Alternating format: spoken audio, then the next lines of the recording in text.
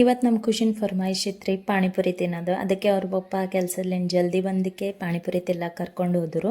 ಈಗ ಹೊರಗೆ ಹೋದ್ಮೇಲೆ ಆಕಿನ ಪ್ಲ್ಯಾನ್ ಚೇಂಜ್ ಆಯ್ತು ರೀ. ಪಾನಿಪುರಿ ಬೇಡ, ನಾನು ಹರೀಸ್ ತಿಂತೀನಿ ಅಂತ ಅಂದಳು. ಈಗ ರಂಜಾನ್ ಸ್ಪೆಷಲ್ ಹರೀಸ್ ಸಿಗ್ತದಲ್ರಿ. ಮೊನ್ನೆ ಒಂದು ಸಲ ಅವ್ರ ಪಪ್ಪ ತಂದಿದ್ರು. ಅದು ಆಕೆಗೆ ಇಷ್ಟೊಂದು ಇಷ್ಟ ಆಯ್ತಲ್ಲ, ಮತ್ತೆ ಅದು ತಿಂತೀನಂತ ಅಂದಳು. ಅದ್ರ ಸಲುವಾಗಿ ಮುಂದಕ್ಕೆ ಹೋಗಿ ಇಲ್ಲಿ ಅಣ್ಣಪುರ್ಣ ಕ್ರಾಸಿಗೆ ಬಂದೆವು.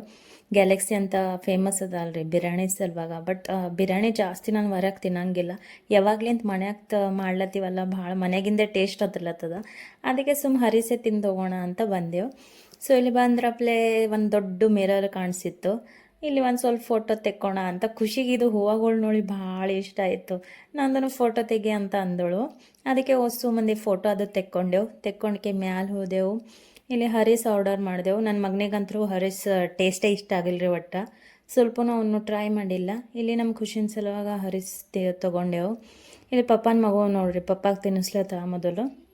ಈಗ ಅವ್ರನ್ನೂ ತಿಂದರು. ಇಲ್ಲಿ ನಮ್ಮ ಮಗನ ಸಲುವಾಗ ಕಬಾಬ್ ಆರ್ಡರ್ ಮಾಡಿದ್ದೆವು, ಚಿಕನ್ ಕಬಾಬ್.